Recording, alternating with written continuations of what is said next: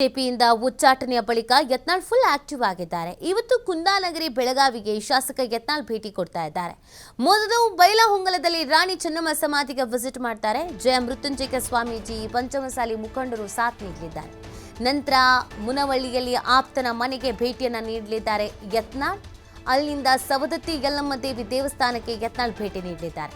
ಬೆಳಗ್ಗೆ 11:30ಕ್ಕೆ ಯಲ್ಲಮ್ಮ ದೇವಿಯ ದರ್ಶನವನ್ನ ಪಡೆಯಲಿದ್ದಾರೆ ರೆಬಲ್ ನಾಯಕ.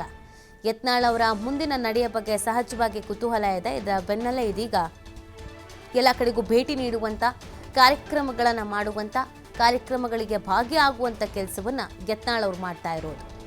ಸವದತ್ತಿ ಯಲ್ಲಮ್ಮ ದೇವಸ್ಥಾನಕ್ಕೆ ಯತ್ನಾಳ್ ಅವರು ಇವತ್ತು ಭೇಟಿ ಕೊಡೋದ್ರ ಜೊತೆಗೆ ಅವರ ಆಪ್ತರ ನಿವಾಸಕ್ಕೂ ಕೂಡ ತೆರಳ್ತಾ ಇದ್ದಾರೆ.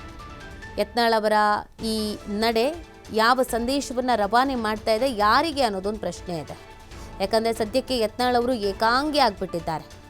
ಮುಂದೆ ಅವರು ಯಾವ ಡಿಸಿಷನ್ ತೆಗೆದುಕೊಳ್ತಾರೆ, ಏನು ಗಟ್ಟಿ ನಿರ್ಧಾರವನ್ನು ತೆಗೆದುಕೊಳ್ತಾರೆ ಅನ್ನೋದು ಎಲ್ರಿಗೂ ಇರುವಂಥ ಕುತೂಹಲ. ಯಾಕಂದರೆ ಬಿಜೆಪಿಯಲ್ಲಿ ಹೆಸರು ಮಾಡಿದಂಥ ನಾಯಕ, ಉತ್ತರ ಕರ್ನಾಟಕ ಭಾಗದ ನಾಯಕ, ಹಾಗೆಯೇ ದೊಡ್ಡ ಸಮುದಾಯದ ಪ್ರಬಲವಾದಂಥ ನಾಯಕ.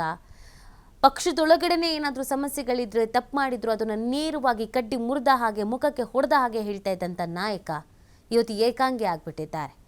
ಆದರೆ ಅವರು ನನ್ನ ಹೋರಾಟವನ್ನು ಮಾತ್ರ ನಿಲ್ಲಿಸಲ್ಲ, ನಿರಂತರವಾಗಿರುತ್ತೆ ನನ್ನ ಹೋರಾಟ, ನಾನು ಯಾವತ್ತೂ ಇದನ್ನು ಸ್ಟಾಪ್ ಮಾಡಲ್ಲ ಅಂತ ಹೇಳಿದ್ದಾರೆ. ಹಾಗಾಗಿ ಅವರ ನಡೆಗೇನು ಅನ್ನೋದು ಪ್ರಶ್ನೆ. ಇನ್ನೊಂದು ಕಡೆಯಲ್ಲಿ ಅವರ ಸಮುದಾಯದ ಶ್ರೀಗಳು ಅವರ ಬೆನ್ನಿಗೆ ನಿಂತಿದ್ದಾರೆ. ಹಾಗಾಗಿ ಈ ಮುಖಾಂತರವಾಗಿ ಸಮುದಾಯಕ್ಕೂ ಒಂದು ಮೆಸೇಜ್ ಪಾಸ್ ಹೋಗೋದ್ರ ಜೊತೆಗೆ ಪಕ್ಷಕ್ಕೂ ಒಂದು ಮೆಸೇಜನ್ನು ಪಾಸ್ ಮಾಡಬೇಕು. ರಾಜಕೀಯ ಭವಿಷ್ಯದ ಬಗ್ಗೆ ಯತ್ನಾಳ್ ಅವ್ರಿಗೂ ಸಾಕಷ್ಟು ಯೋಚನೆಗಳಿಗಿದೆ. ಮುಂದೆ ಏನು ಮಾಡಬೇಕು, ಯಾವ ರೀತಿಯಾಗಿ ತನ್ನ ನಿಲುವುಗಳನ್ನು ಸ್ಪಷ್ಟವಾದ ಸಂದೇಶದ ಮುಖಾಂತರವಾಗಿ ರವಾನಿಸಬೇಕು. ವಾಪಸ್ ಬಿಜೆಪಿಗೆ ಬಂದೇ ಬರ್ತಾರೆ ಅನ್ನುವಂಥ ಭರವಸೆಯಲ್ಲಿ ಅವರ ಅಭಿಮಾನಿಗಳು, ಕಾರ್ಯಕರ್ತರು, ಅವರ ಜೊತೆಗಿದ್ದವರು ಹೇಳ್ತಾ ಇದ್ದಾರೆ. ಆದರೆ ಅದಕ್ಕೇನಾದರೂ ಪ್ರಯತ್ನಗಳಾಗ್ತಾ ಇದೆಯಾ ಗೊತ್ತಿಲ್ಲ. ಆ ಪ್ರಯತ್ನಗಳನ್ನು ನಾನಾಗೆ ಮಾಡಲ್ಲ ಅಂತ ಯತ್ನಾಳ್ ಅವರು ಕೂಡ ಹೇಳಿದ್ದಾರೆ. ಆದರೆ ಈಗ ದೇವಸ್ಥಾನಗಳಿಗೆ, ಮಠಮಾನ್ಯಗಳಿಗೆ ಭೇಟಿ ಕೊಡೋ ಕೆಲಸವನ್ನು ನಿರಂತರವಾಗಿ ಯತ್ನಾಳ್ ಅವರು ಮಾಡ್ಕೊಂಡು ಬರ್ತಾ ಇದ್ದಾರೆ.